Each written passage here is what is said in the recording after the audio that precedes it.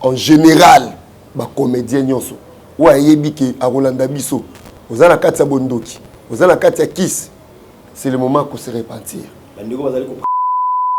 Message où ils ont bimande qu'on a biso Belleville, ils ont tellement ça que danger ça le besoin de cours. Donc ce que bongisi marche na yena nzambité a zongi na droit chemin te malheur et kozala na nzela na yi. Ba comédien ba ulingaka ba komona ba kisi ba mata. Ils ont un chemin moko ba lingaka ba lande za chemin ya liwa. Chemin on est chemin ya nini? Comment lesbien? Comment PD? Simba kisi ba conditions za grave. Ba misu ba comment olia même minière. Pas même 30 ans, pas même 40 ans, pas même 50 ans. Naïka koyebisa bino a Dieu m'a parlé sur l'esprit des morts. Et il y a quand la condition belé. Oh ya kufiana na âge c'est la malédiction. Ko kufa na ba âge bongo. Et surtout la plupart ba yebani o. Et ça succès moko diabolique démoniaque. Dans ce biso ya solo papa. Zo kende mingi na ngambo ba comédien pour ba côté na ba monde moko ya mabe makasi. Na monde penza ya science occulte, monde ya kindoki, monde ya kiss. Ba kufa ba jeune ba âge moko ya jeunesse. O ba ko ino ko sa makambe à cause ya ko simba simba. Pression à gauche à cause à droite rapidement. Satan za muto ba collaborer na été. C'est un peu ça.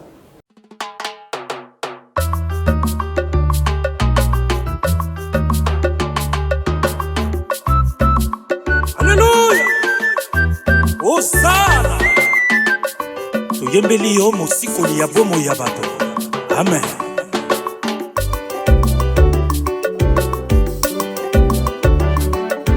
Nayembeli kolo natango nyonso kati na motema nakumisi yawe nasanzoli yo nkolo na bilaka nitolamba mokonzi yobongi na nkembo mpe na lokumu zwa masanzoli molimo mosantu tambwisanga na nzela ya bilaka mpo na mona nkembo oyo elakaki Yesu Masiya wana ye akozonga kokamata bayeba tosaki Yesu babulami. Cabinet de santé nationale puissante chez Dr Cathy Munga. Comment on a sœur Cathy Munga, nazali naturothérapeute, nazali kosunga bandeko bazali na bokono ndenge na ndenge au moyen de plantes naturelles. Bandeko bazana ba problème ya ba hémorroïdes interne tout comme externe, infection urinaire, prostate, azoospermique, obota ezalité, rhumatisme, nerf sciatique, gouttes, règles douloureuses, glaucome, vision floue, motopathie intense, sinusite. Awa nazana kati ya laboratoire. Awa nde bisika na séchaka ba plante, banzete, ba makasa ya ndenge na ndenge, depo na nga yango yo esika na salaka ba formule na ba solution na nga. Merci na équipe mobimba ya maison chez Cathy, en particulier Joyce Bolala. Tozali bongo na commune ya Ngalima, quartier Kinsuka Pêcheur, avenue Maïndombe, numéro 99. Référence carrière Kari Grèce. Le biko na bino et sengo na biso.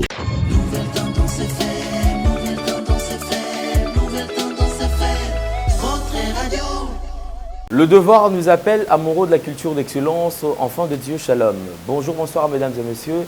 Nous traversons l'année 2022, certainement vous êtes comptés parmi les vivants, disons gloire à Dieu qui a permis à ce que nous soyons tous là en forme. Merci à toute la grande équipe qui nous accompagne aujourd'hui. Comme vous le savez, nous avons toujours pris le tout premier élément de ces grands magazines, c'est la Fondation Ndélé au cœur de la nation, ainsi que l'orphelinat Christ, Famille du cœur Christ Rédempteur qui est dirigée par Maman Marie M5 ainsi que votre humble serviteur Alain Délé. Mesdames et messieurs, à travers cette opération, vous qui avez de quoi manger, vous qui avez de quoi se vêtir, vous qui passez la nuit dans de très bonnes conditions, pensez aussi à ceux-là qui manquent de quoi se vêtir, de quoi mettre sous la dent, de quoi où passer la nuit. Vous savez, Dieu, il est tellement juste et la Bible nous rappelle qu'il est le Père des orphelins et c'est lui aussi le mari de veuve. Alors de temps à autre, pensons à ces enfants. Vous avez cet orphelinat qui est crédible. Cet orphelinat qui vous donnera les détails sans problème. Donc vous avez besoin d'aider le démuni. Pensez à cette structure. Pensez à votre humble serviteur. Vous avez besoin d'aider ceux qui sont dans des hôpitaux. Pensez à cette structure. Venez vous joindre à cette vision afin que nous puissions aider nos frères et sœurs. Nous avons également une branche aujourd'hui à Béni. Donc, vous pouvez voir aussi les images des enfants de Béni qui sont là. Alors, nous pouvons tous aider ces enfants. Vous savez, n'attendez pas que quelqu'un d'autre puisse le faire. Dieu vous touche, faites-le. Dieu vous a donné quelque chose, pensez à ces enfants. Et le Dieu des orphelins ne restera pas indifférent. Il se souviendra de vous et il va vous bénir. Prenons les images et on se retrouve tout juste après. Suivons. Tango nyonso molinganga nazalaki komona baninganga na baboti na bango nanga baparent baza te vi nanga pasi. Est-ce que kokufela baboti eza lisumu?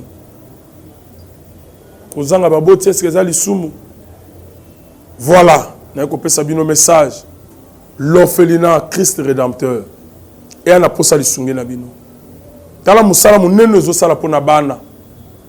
Tala musala munene ezosala pona bana oyo mokili etiki ebwaki. Mais nzamba atelemi na nzela orphelinat oyo pona ko encadrer bana oyo.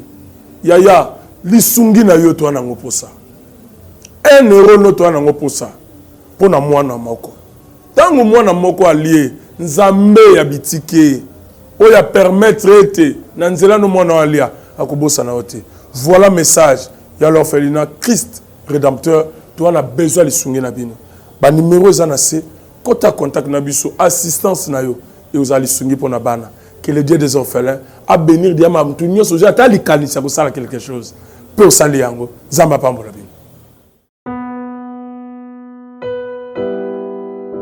Voilà, merci beaucoup. Nous sommes de retour sur ce plateau. Clin d'œil spécial à l'homme idéal, l'ingénieur de banque, mon vieux Gauthier Mascotte qui nous suit depuis quelque part. Chouchouna Tati, la véritablement femme d'affaires. Ma soeur, merci également à toi.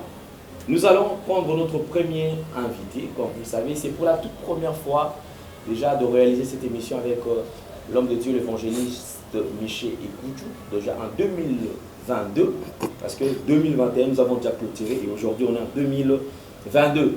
Nous sommes avec lui sur ce plateau, certainement, on va essayer un peu de toucher plusieurs points avec lui. Homme de Dieu, bonjour, bienvenue, meilleur vœu Penayo Lokola.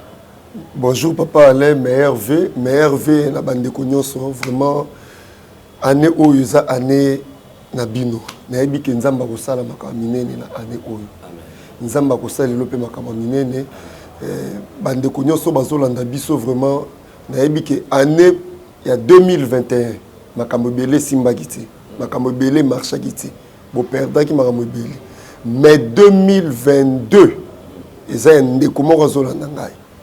Donc déjà na début il y a année oyo yo moko komona ba miracle nzamba ko saela bino. Vraiment merci beaucoup na accueil na lisusu na 2022.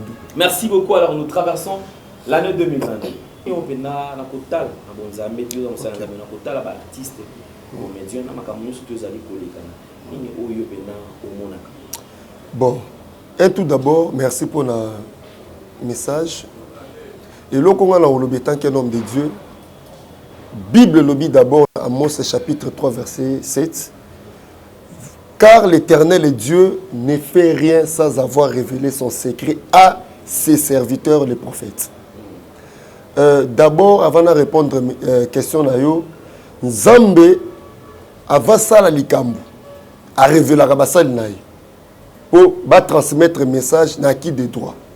Le problème est un peu difficile. Tant que le message en Nzambe zobima na basali ya Nzambe ya solo et que ne pas y a bato baza concerné.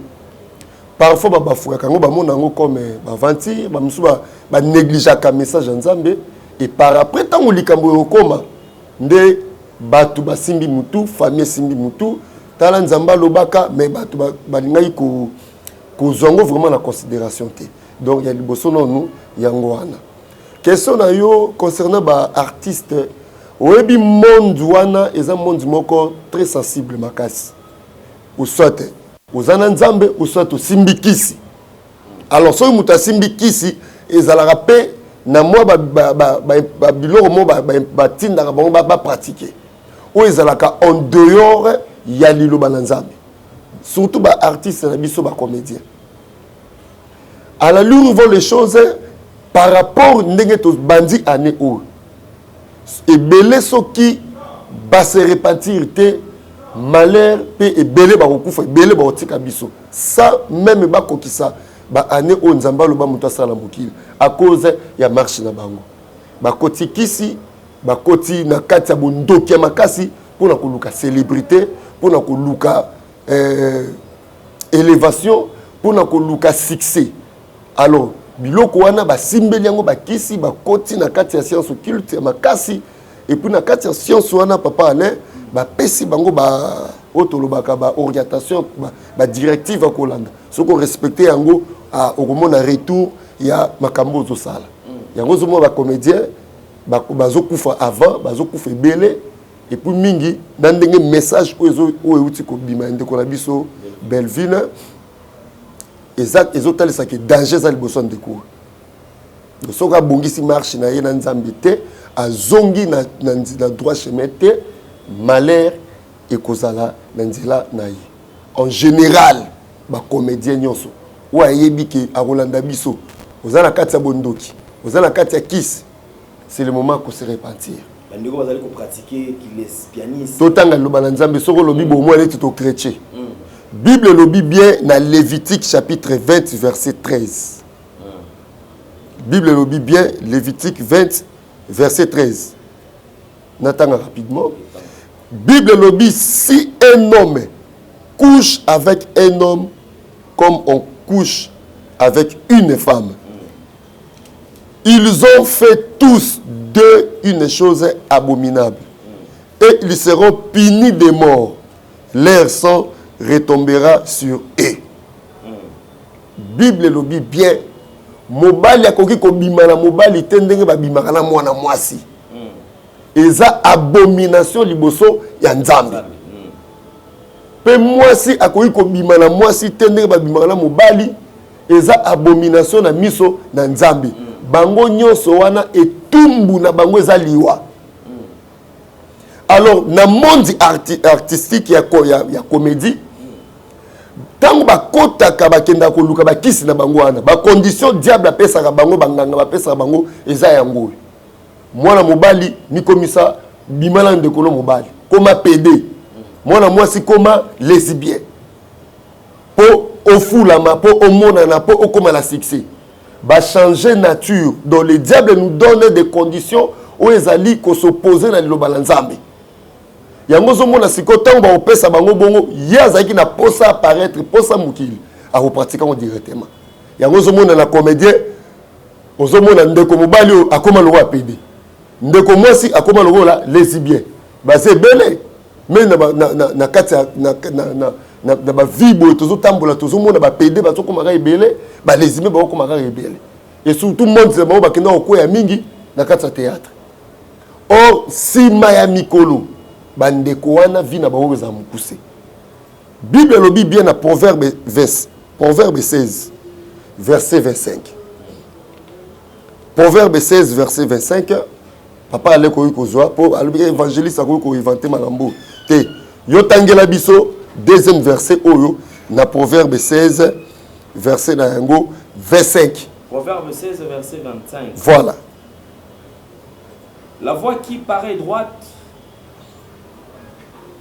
à un homme peut finalement conduire à la mort. À la mort. Yes, to suika wana. Tango ba comédien ba ulingaka ba komona ba kisi ba mata. Eza na chemin moko ba lingaka ba lande za chemin ya liwa. Chemin on est chemin ya nini? Comment lesbien, comment PD. Simba kisi ba conditions za grave. Ba misu ba koma olia même nier. Et ce sont des pratiques aux alliés très remarquables parce que ba ndeko artiste, j'ai l'impression de dire copier les musiciens et les qui moi trop. Effectivement. Ce qui fait que aux hommes on a c'est-à-dire que l'espianisme est comme makasi. Oui. Au cas de Congo X Y par autant à combo na monde de makamwana.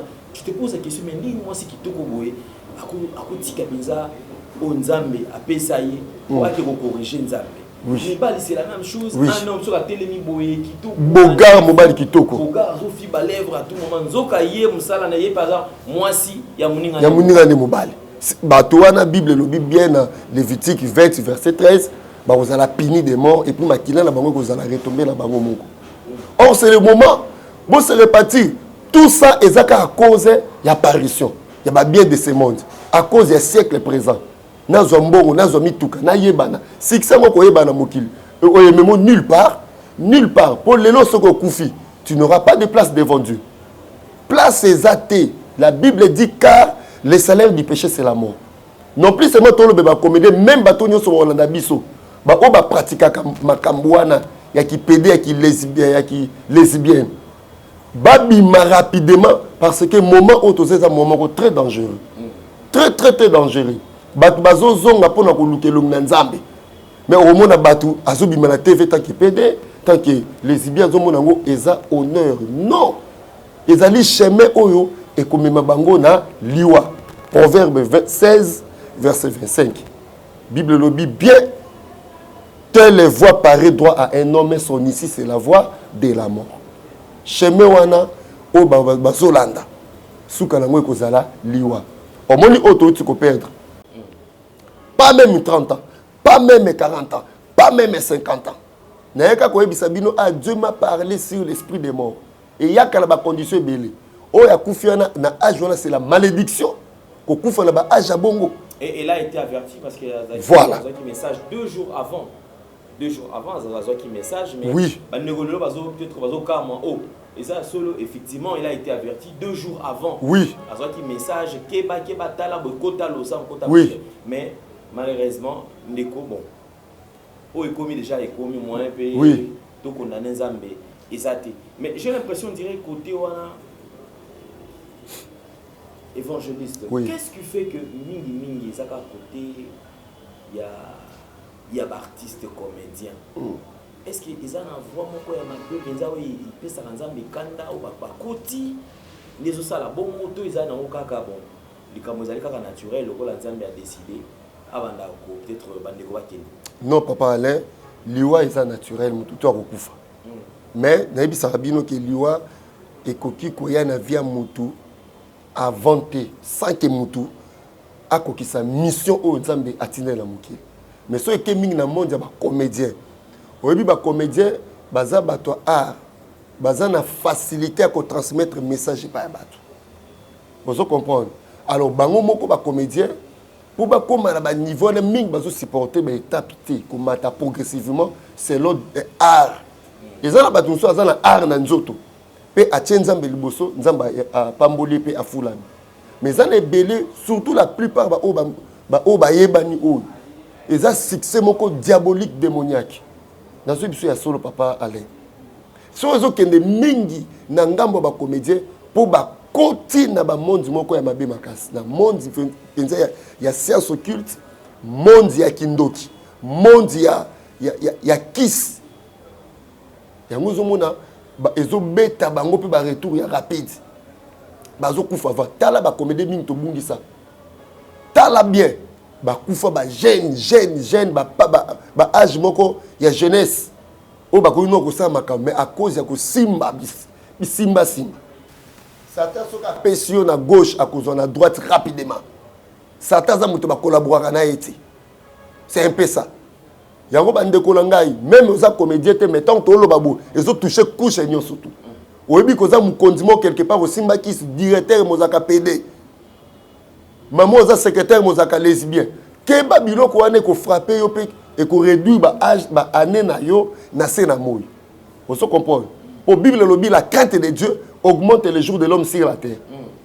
Mais s'il n'y a pas la crainte de Dieu, mutabimi en dehors ya volonté nzambe. Mutu akomo tambu sa vie na kisi na kindoki na ba tradition la bokoko. Ça réduit l'âge ya mutu na sena moy. En 2022, est-ce que vous allez serviteurs de Dieu ils allaient na marche au Seigneur bandeko balandela en 2022? Oui, c'est les marches zaka bandeko bazongela nzambe papa Alain. Kozongela nzambe za très important. Ozomona La Bible dit selon Joël chapitre 2 verset 12 à 13. Revenez à l'Éternel de tout votre cœur, déchirez vos cœurs et non plus vos vêtements. La Bible nous recommande de retourner à l'Éternel sans condition. Avec des pleurs, avec des lamentations, avec des repentances sincères, avec une confession vraiment sincère devant Dieu.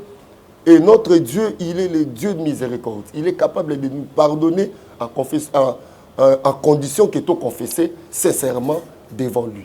Donc, marche à 2022, et ça, surtout dans le monde artistique, parce que bandeko belo bakota ki bakisi basimbi bamakambo science wana ba abandonner misala na po mabe ko continuer na 2022 so babimi na musala lati. La seule moyen ezali bandeko ba zongela nzambe ezala o mabete. La plupart ba comédiens ba s'en rappelle l'église ba kendo ensemble l'église mais ba pasteur na habité ceux qui message où il y a repentance puis il y a confession et ko zala na ba vie côté à l'église de Bango, la plupart va communiquer ça avec nos sambela pour interpeller Bango. Malgré bozo bambong, malgré bozo boye bani, mais boye baké. Et ça va bilo comme okili, et ça bilo comme ekolekana, mais bo bungi sabo mo na binoté à cause ya ba bien ya mokilo. Très important, merci beaucoup. Je crois que évangéliste na bande kotu bazo landa biso. Yes. Moi mon message. Moi mon message. Tout dit comment on question on tout par rapport à 2021. Oui. Nengi etikolekana. Oza mon salle nzambe. La salle nzambe est belé toujours mona a votre salle ça va traverser.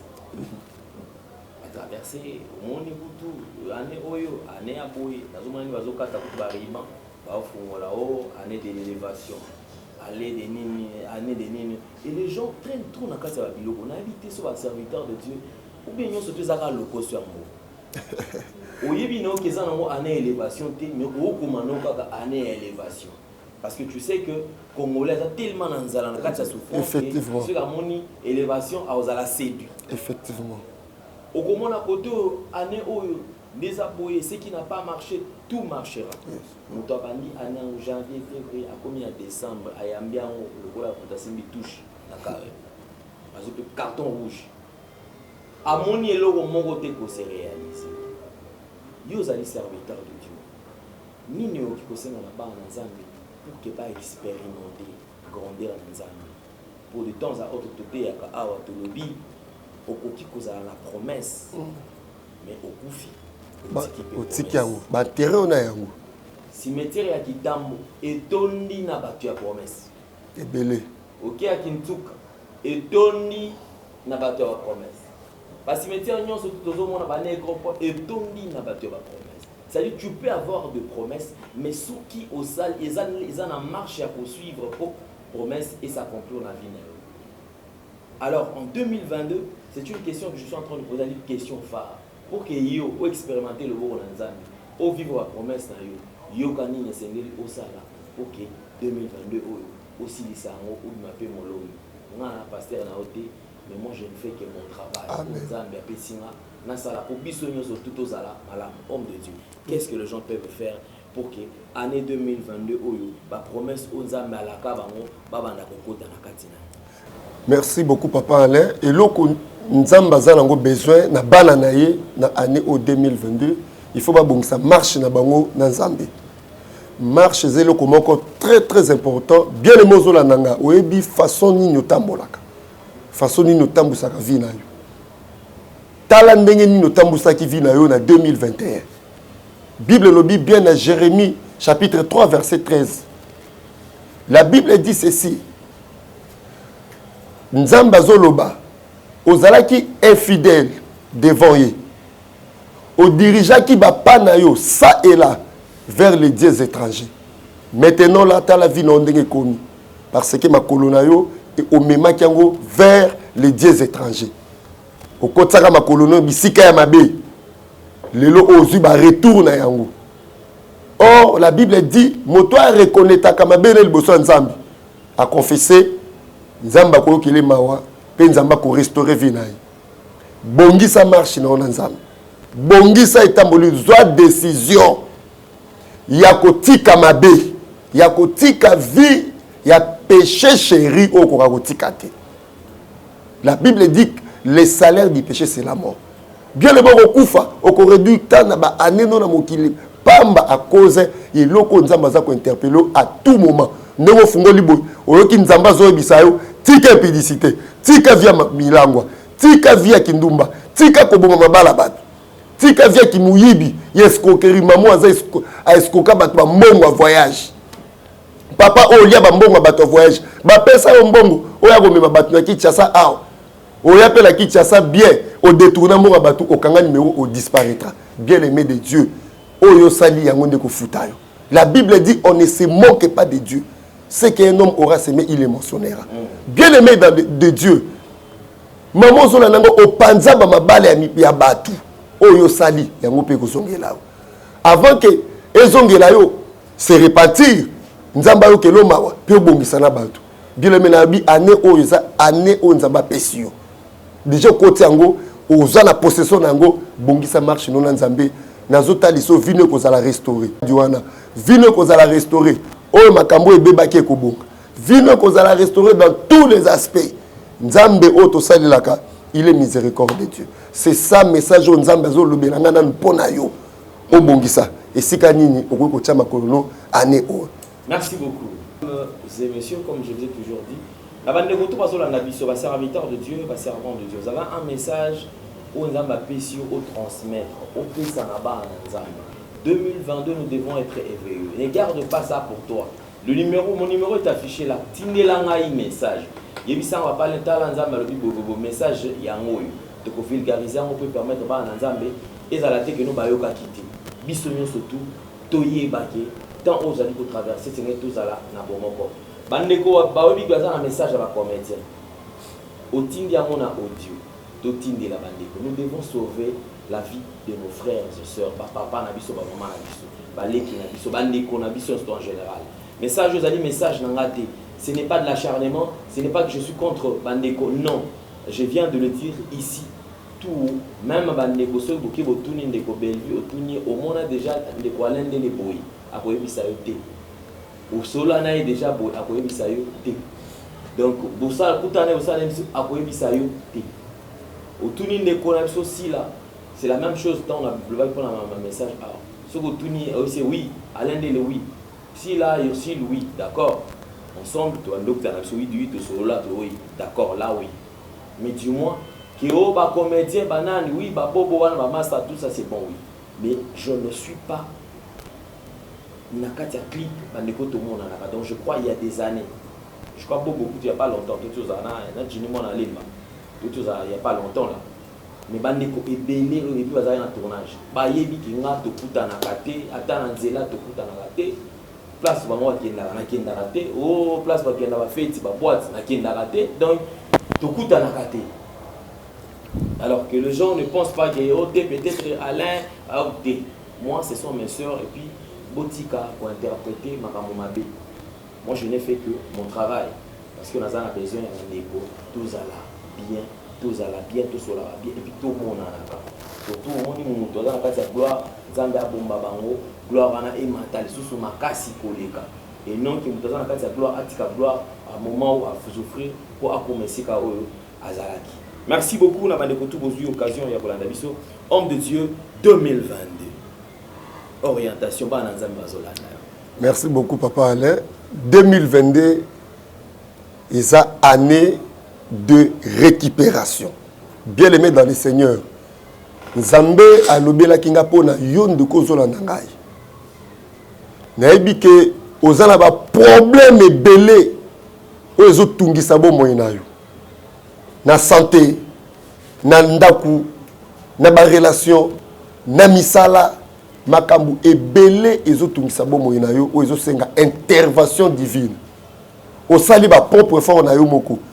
Okokite mais tant okokite ils ont une intervention nzambe tandis que tant ils ont luka na ba propre fort na yo awa nzamba zo bisanga eza année de récupération tant que ba récupération quelque part au perdre loko moko et loko moko nzamba pesa yo na vie ezala le roi li pamboli na yo mais à cause il y a sommeil spirituel, monguna kota la bomo inayo, ba yiba yo lipamboli, ba tika yo maboko pamba, o tika la vide, ennemi a comment utiliser lipamboli. Lipamboli na. Mais nazo sakola po na yo. Pendant 2022, a bien aimé qu'on récupérer à yo. Nazo déclaré qu'on récupérer au ya yo, au bungisa, même si ba yiba na nenga kindoki, qu'on récupérer en go na combo Jésus-Christ. Totanga lo balanzambi. 1 Roi chapitre 3 verset 16. La Bible dit, alors 2 femmes prostituées vinrent chez le roi et se présentèrent devant lui. L'une de ces femmes dit, pardon, mon Seigneur, moi et cette femme, nous demeurions dans la même maison. Et je suis accouché près d'elle dans la maison. 3 jours après, cette femme est aussi accouchée. Nous habitions ensemble. Aucun étranger n'était avec nous dans la maison. Il n'y avait que nous deux. Le fils de cette femme est mort pendant la nuit parce qu'elle s'était couchée sur lui. Verset 20. Elle s'est levée au milieu de la nuit. Elle a pris mon fils à mes côtés tandis que ta servante dormait. Elle a couché dans mon sein. Et son fils qui est mort, elle a couché dans mon sein. Bien aimé dans le Seigneur. Basi omi bale bavanda kanda kumoko. Ndenge Bible lobi. Moko aboti lelo après 3 jours ninga ake aboti. Ba demira kaka bango mi bale na kati na ndako. Landa message za révélation ya vie na yo. Bible lobi boy. Muninga wana ndoki. Alaleli mwana ne na butu akufi. Tonga monika bomi mwana ne na ndenge ya butu. Atali boy muninga ne mususu zaki na pongi makasi. Azui mwana muninga atie pembe na ye ozaki vivant. Azui mwana ne o abomaki ya kindoki o akomaki déjà ya kokufa atie pembe ni ya muninga. Alors la Bible dit tongo tango tani ba maman ba botaka ba lamuka batalaka ba mouvement bana. Ndeko atali mwana bo amoni mwana zoninga na te mouvement ezate. Atali mwana na bien attentivement amoni keza mwana na été o batiele wana ezepembe. Bien aimé dans le Seigneur, ba maman omi ba na kati ndaku discussion bandi. Mwana oza pembeni kuna oza na bomo eza yanga. Oye ko tia nge bembe ndenge nini? Ba bandi ko swana. Ba ko mema likambo pa roi Salomon. Ba se présenter par roi. Oya lobi muninga lobi roi Salomon bi bon. Le quoi bo la mona oza na bomo. Boye la ngambeli to kabola mona oza vivant. Maman oyo azalaki mukolo mwana azalaki vivant. Ayo qui passe à lobi roi. Tika kaka mwana kola ta na maboko na ye ke o kabole poso o kabole ya kokufa. Roi Salomon ko comprendre que kolo mwana yeyo. Alors c'est alors que maman a récupéré qui mwana na ye. Service autour ça là, et un service à récupération. Ndenge ba yiba ke mwana na ndenge ya butu, mais a récupéré qui est na moi. Parce que ba kenda ke par roi Salomon. Bien aimé dans le Seigneur. Maman o alala ki pongi, nde ba yiba ke mwana. Ndeko langa olala pongi mingi. Okoka kosambela lisuute ba yiba vie de prière. Ba yiba o libala, ba yiba o mayele, ba yiba o santé. Yango maladi wana ozana ngo atombeli kisi guérison zoyati. Ezo senga to déclarer pour na yo le quoi aneza ya récupération, o récupérer santé na yo. Ba yiba o mobali, ba yiba o poste musala. Ba yiba yo mwasi o linga ko bala. Ba yiba yo mabota, papa maman zo nanga. Depuis bobota mwana wana ti lelo. C'est parce que ça changement au salé à cause de distraction na bino boglala pongi ya molimo maman o lokwa lala ki pongi ya molimo ki ndoke sakai na yi. Il faut c'est même bon bien aimé de Dieu na mabota na biso tozala ba sorcellerie moko et fonctionne à ma casse. So la descente à sorcellerie. Sorcellerie à destruction, na sorcellerie à conservation. Sorcellerie à destruction et yebiko yango musala ngo ezani. Ce que la vie na yo eko yiba eko boma pe eko détruire 3 actions et ça les makala vie na batu yango wana siko na maman o ba yiba ki moi na zaki na bomo ba changer ba tie eloko mabe eloko ekufa landanga bien Bible lobi na Matthieu chapitre 13 verset 24 26 mukolo bilanga asali bilanga loni blé accueilli mais ennemi akolo bilanga na ena au milieu de la nuit aye ko semer ivre parmi les blés accueilli tango bilange bandi ko poussana Bible lobi ivre ebimi na place ya blé ezotalisa parabole Jésus-Christ apesaki biso. Oui, eza parabole mais na cadre ya spiritualité, eza langage mobimba yeso otalisa biso que tozalaka na ba ennemi principal o balandelaka biso de près même de loin. Soko kotisi pongi ya molimo na vino sambelaka lisu te bakoki koyiba étoile na yo bakay ko utiliser. Yango ozolanda ngai au 6 2021 mais vide au 6 2021 ba relation kufa ba commerce kufa ba ferme kufa bato ozalaka la bango tout autour o salaka makambo trabo marchaka la bango bien aimé de Dieu oyebaka état d'âme na bango te mingo kweka na mboka bandoki ba yiba o lipamboli ba kenda na ngotika main vide musale silayo santé beba bana ba panzana liboto e panza ba yiba bino unité. C'est ça les œuvres du diable. Il vient seulement pour voler, détruire et égorger.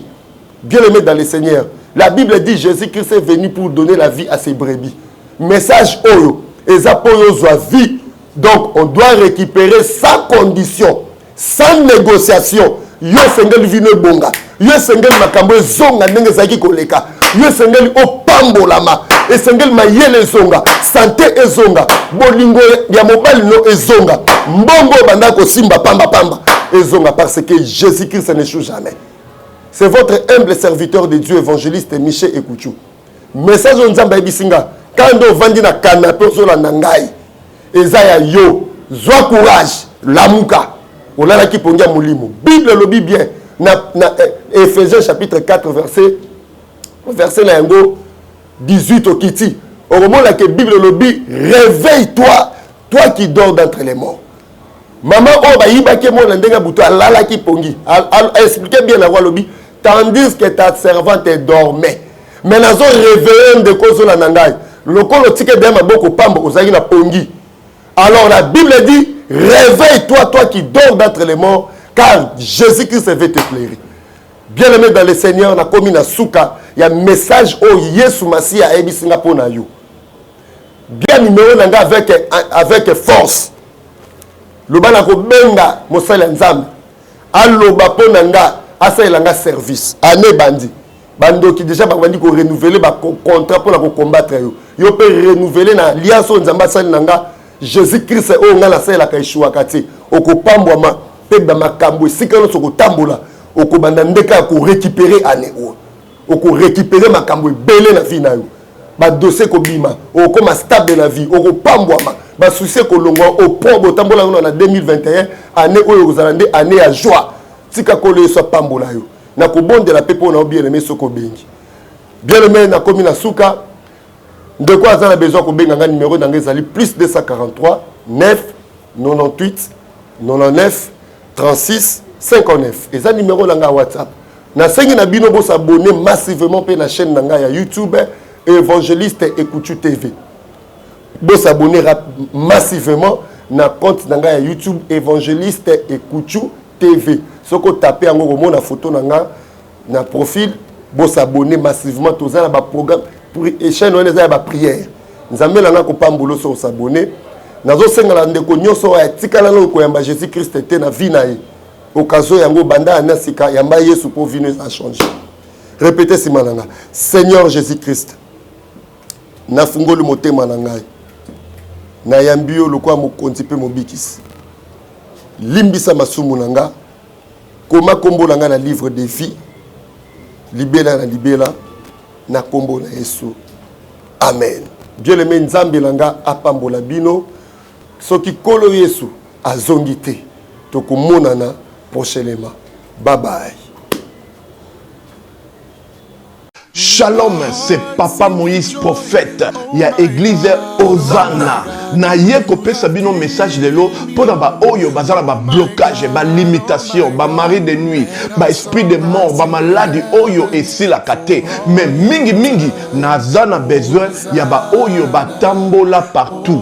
Oyo ba luka ba délivrance, oyo ba mata kutu ba avion pour na ko luka ba délivrance et simbate. Nazana besoin na bino boya pobo bika po ite ngonga na bino ekoki. Awa ba benga ngo terminus. Awa ndezali sika ba démonios surtout basukaka moto moko na ya ate azwa délivrance ka bikate nanu esalama te bango nyonso tu babika avant kutu boya bofukama bosenga Saint-Esprit alakisa bino soki papa Moïse azali ya ye ou bien ya yete akorépondre bino tout de suite bokota na YouTube bobeta Papa Moïse Prophète TV bokomona ba témoignage ya bato belé oyo babika déjà oyo basala nakumisi nzambe ya ozana nakumisi nzambe papa Moïse kwa bikisinga na malade estomac na banda ko souffrir mingi na estomac ezaki soki ekanginga nazolala te ezosala pasi tina mukongo moto ezobimanga kolia madesu pasi babilo musu kolia ngo très difficile depuis papa Moïse abondela pona ngai nazwa kimia nzambe ya papa Moïse asayelinga minene abikisinga na estomac na melaka lisu pantomètre te na bwaka ba pantomètre. Merci Jésus, nzamba pambola papa Moïse. Shalom, shalom, shalom peuple de Dieu. J'avais beaucoup de difficultés dans ma vie. Nazaki Moutaba Régé. Un peu partout là, où vous en contrat, où vous moussala, après quelques temps, Kakaboye, Mkolo compagnie Yini au Kabou, sans raison valable. D'ailleurs, au Koutanana prophète Moïse, le prophète Moïse a homme de Dieu. Aza homme de Dieu, tout ça va aventure. Aza vraiment Moussali Nzambe. L'homme de Dieu a prié pour moi. J'avais des masques, ma masque a régé. Et depuis que l'homme de Dieu a prié pour moi, je vous dis, tout a changé dans ma vie. Tout a changé dans ma vie. A changé Nyonsor. Nzambe a fumula la porte. Mon prophète Moïse, que Dieu te bénisse. Depuis 2012, ils ont yokaté. Ba docteur ba ibisanga ekoko yokate ba kena ba deux rendez-vous na hôpital ya minene ba ibisanga ekoko yokate moyen pe ba sala opération pe ezati en tout cas na vanditi lelo na yoka kana ngai te na lito na nga gauche mwana na yo komo na nani na yo ko lobi mwana na nga komo mwana na nga liboso komo na nani Marcel nazoka na kangika lito yo kaka nazoko na oyo banda koyoka te ça veut dire que la yoki zombe ya ngai oh na pusi mu téléphone musika prophète my god nazozela bino nyonso tout na moto